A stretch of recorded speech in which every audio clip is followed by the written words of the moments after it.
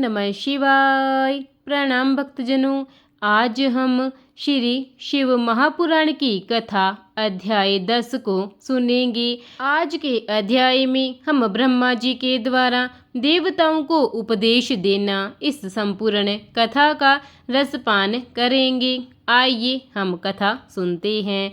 नारद जी बोले, ब्रह्मा जी आप धन्य हैं, क्योंकि आपने अपनी बुद्धि को शिव चरणों में लगा रखा है। कृपा कर इस आनंदमयी विषय का वर्णन सविस्तार पुनः कीजिए। ब्रह्मा जी ने कहा, हे नारद, एक समय की बात है, मैंने सब ओर से देवताओं और ऋषियों को बुलाया और क्षीर सागर के तट पर भगवान विष्णु की स्तुति कर उन्हें प्रसन्न किया। भगवान विष्णु प्रसन्न होकर बोले, हे ब्रह्मा जी एवं अन्य देवगणों, आप यहाँ क्यों पधारे हैं? आपके मन में क्या इच्छा है? आप अपनी समस्या बताइए, मैं निश्चय ही उसे दूर करने का प्रयास करूँगा। यह सुनकर ब्रह्मा जी बोले, हे भगवान, दुखों को दूर करने के लिए किस देवता की सेवा करनी चाहिए?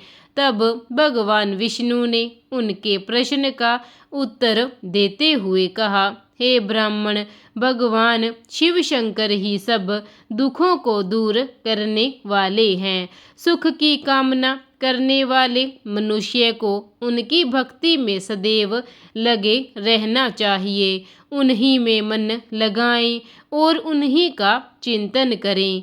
जो मनुष्य शिव भक्ति में लीन रहता है, जिसके मन में वे विराजमान हैं, वह मनुष्य कभी दुखी नहीं हो सकता। पूर्व जन्म में किए गए पुण्यों एवं शिव भक्ति से ही पुरुषों को सुंदर भवन आभूषणों से विभूषित स्त्रियां, मन का संतोष, धन संपदा, स्वस्थ शरीर, पुत्र पौत्र, अलौकिक प्रतिष्ठा, स्वर्ग में सुख व मोक्ष प्राप्त होता है। जो स्त्री या पुरुष प्रतिदिन भक्ति पूर्वक शिवलिंग की पूजा करता है, उसको हर जगह सफलता प्राप्त होती है। वह पापों के बंधन से छूट जाता है। ब्रह्मा जी एवं अन्य गणों ने भगवान विष्णु के उपदेश को ध्यान पूर्वक सुना। भगवान विष्णु को प्रणाम कर कामनाओं की पूर्ति हेतु उन्होंने शिवलिंग की प्रार्थना की। तब श्री विष्णु ने विश्वकर्मा को बुलाकर कहा, हे मुनि, तुम मेरी आज्ञा से देवताओं के लिए शिवलिंग का निर्माण करो। तब विश्वकर्मा ने मेरी और श्री हरि की आज्ञा को मानते हुए देवताओं के लिए उनके अनुसार लिंगों का निर्माण कर उन्हें प्रदान किया। मुनि श्रेष्ठ नारद, सभी देवताओं को प्राप्त शिवलिंगों के विषय में सुनो। सभी देवता अपने द्वारा प्राप्त लिंग की पूजा उपासना करते हैं।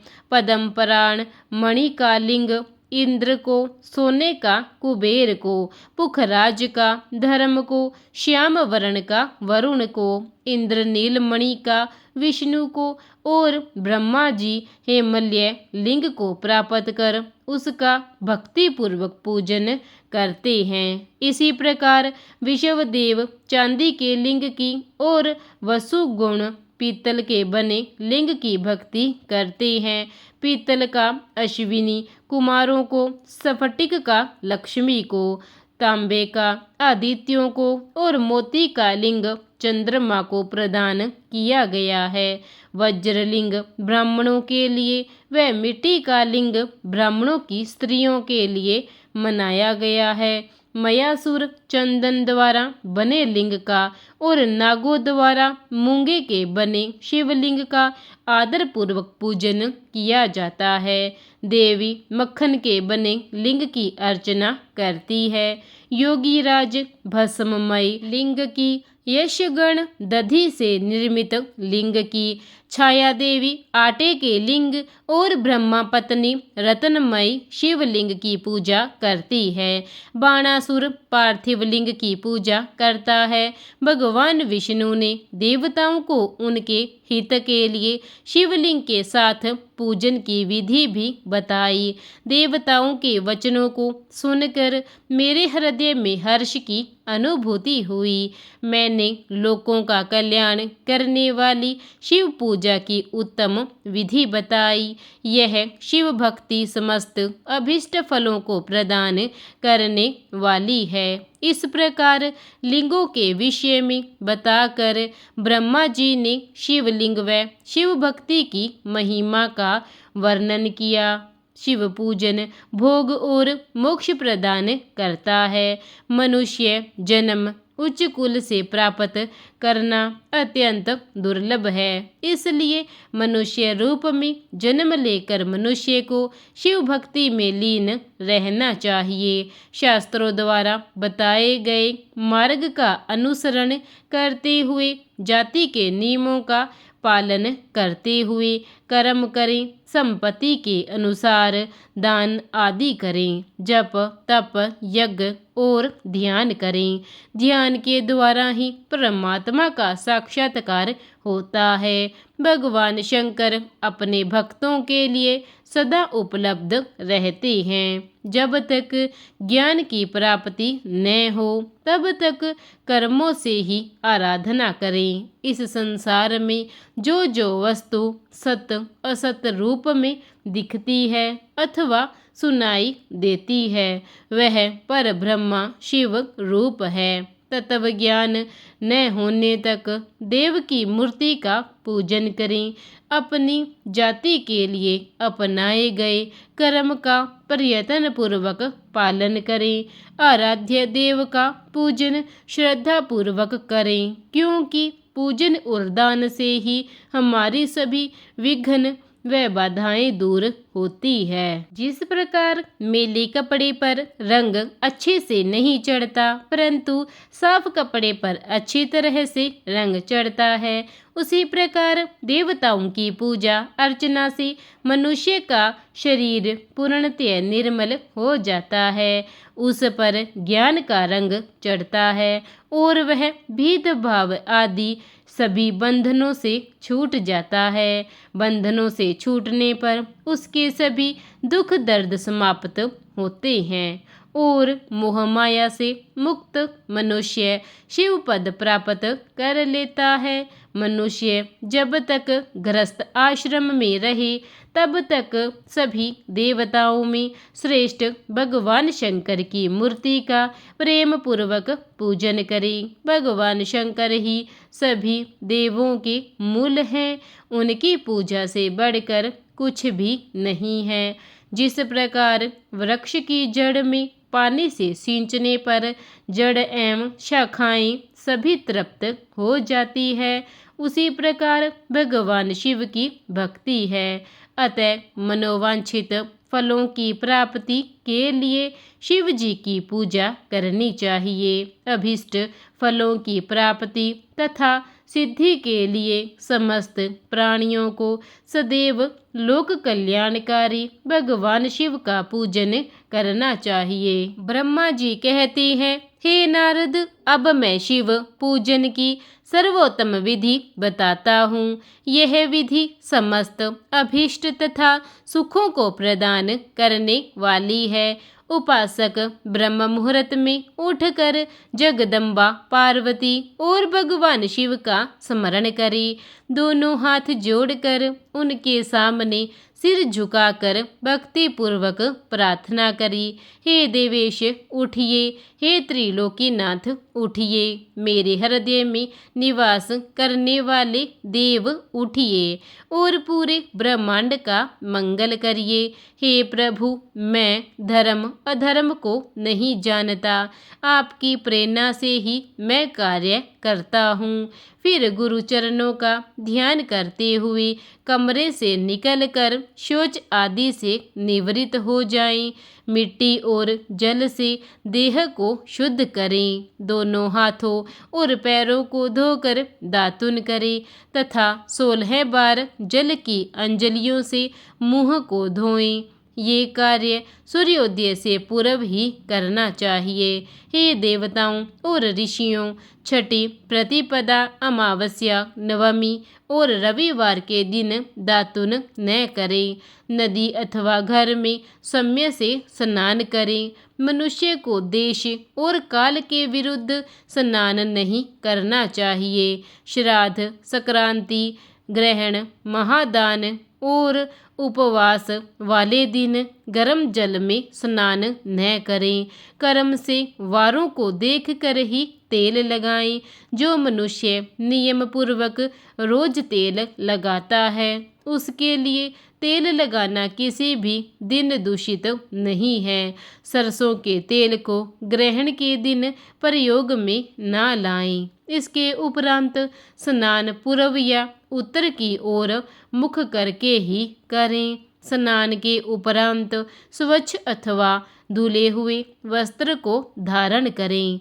दूसरों के पहने हुए अथवा रात में सोते समय पहने वस्त्रों को बिना धुले धारण न करें। स्नान के बाद पितरों एवं देवताओं को प्रसन्न करने हेतु तर्पण करें। उसके बाद धुले हुए वस्त्रों को धारण करें और आचमन करें। पूजा हेतु स्थान को गोबर आदि से लीप कर शुद्ध करें। वहाँ लकड़ी के आसन की व्यवस्था करें। ऐसा आसन अभिष्ट फल देने वाला होता है।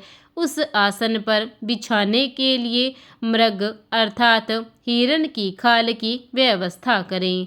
उस पर बैठकर भस्म से त्रिपुंड लगाएं। त्रिपुंड से जप, तप तथा दान सफल होता है। त्रिपुंड लगाकर रुद्राक्ष धारण करें। तत्पश्चात मंत्रों का उच्चारण करते हुए आचमन करें। पूजा सामग्री को एकत्र करें। फिर जल, गंध और अक्षत के पात्र को दाहिने भाग में रखें। फिर गुरु की आज्ञा लेकर और उनका ध्यान करते हुए सपरिवार शिव का पूजन करें। विघ्न विनाशक गणेश जी का बुद्धि सिद्धि सहित पूजन करें। ओम गण गणपतये नमः इस मंत्र का जाप करके उन्हें नमस्कार करें तथा क्षमा याचना करें। कार्तिकेय एवं गणेश जी का एक साथ पूजन करें तथा उन्हें बारंबार नमस्कार करें। फिर द्वार पर स्थित लंबोदर नामक द्वारपाल की पूजा करें। तत्पश्चात भगवती देवी की पूजा करें। चंदन, कुमकुम, धूप, दीप और नैवेद्य से शिव जी का पूजन करें। प्रेम पूर्वक नमस्कार करें। अपने घर में मिट्टी, सोना, चांदी, धातु या फिर अन्य किसी धातु की शिव प्रतिमा बनाएं। भक्ति पूर्वक शिव जी की पूजा कर उन्हें नमस्कार करें।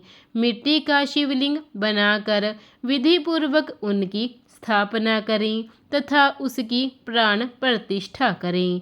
घर में भी मंत्रोच्चार करते हुए पूजा करनी चाहिए। पूजा उत्तर की ओर मुख करके ही करनी चाहिए। आसन पर बैठकर गुरु को नमस्कार करें।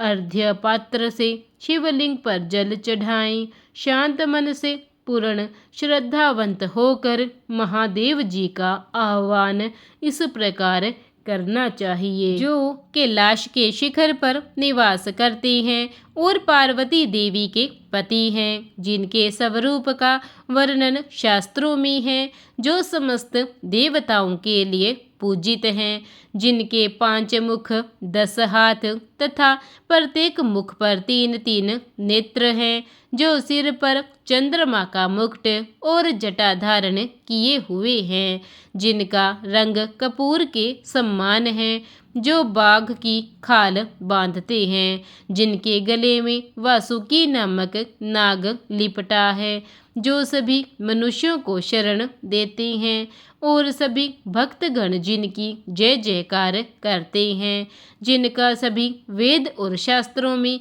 गुणगान किया गया है। ब्रह्मा विष्णु जिनकी स्तुति करते हैं, जो परम आनंद देने वाले तथा भक्त वत्सल हैं, ऐसे देवों के देव महादेव भगवान शिव जी का मैं आवाहन करता हूँ। इस प्रकार आवाहन करने के पश्चात उनका आसन स्थापित करें।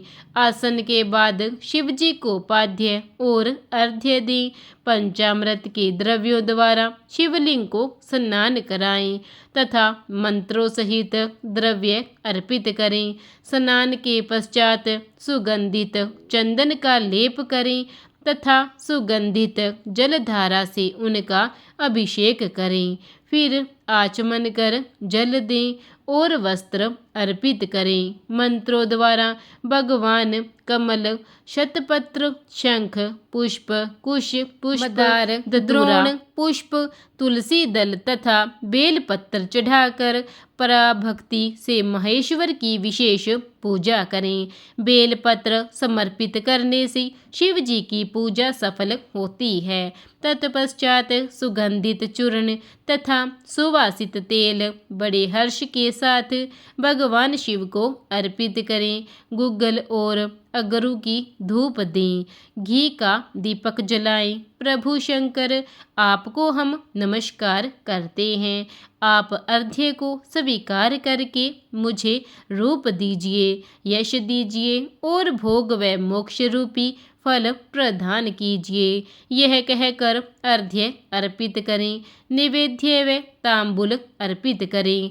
5 बत्ती की आरती करें। 4 बार पैरों में, 2 बार नाभि के सामने, 1 बार मुख के सामने तथा संपूर्ण शरीर में 7 बार आरती दिखाएं। तत्पश्चात शिव जी की परिक्रमा करें। हे प्रभु शिव शंकर, मैंने अज्ञान से अथवा जानबूझकर जो पूजन किया है वह आपकी कृपा से सफल हो। हे भगवान, मेरे प्राण आप में लगे हैं। मेरा मन सदा आपका ही चिंतन करता है। हे गौरीनाथ, भूतनाथ, आप मुझ पर प्रसन्न होइए। प्रभु, जिनके पैर लड़खड़ाते हैं उनका आप ही एकमात्र सहारा है। जिन्होंने कोई भी अपराध किया है उनके लिए आप ही शरणदाता हैं। यह प्रार्थना करके पुष्पांजलि अर्पित करें तथा पुनः भगवान शिव को नमस्कार करें। देवेश्वर प्रभु, अब आप परिवार सहित अपने स्थान को पधारें तथा जब पूजा का समय हो तब पुनः यहाँ पधारें। इस प्रकार भगवान शंकर की प्रार्थना करते हुए उनका विसर्जन करें और उस जल को अपने हृदय में लगाकर मस्तक पर लगाएं। हे महर्षियों, इस प्रकार मैंने आपको शिव पूजन की सर्वोत्तम विधि बता दी है, जो भोग और मोक्ष प्रदान करने वाली है। ऋषिगण बोले, हे ब्रह्मा जी, आप सर्वश्रेष्ठ हैं।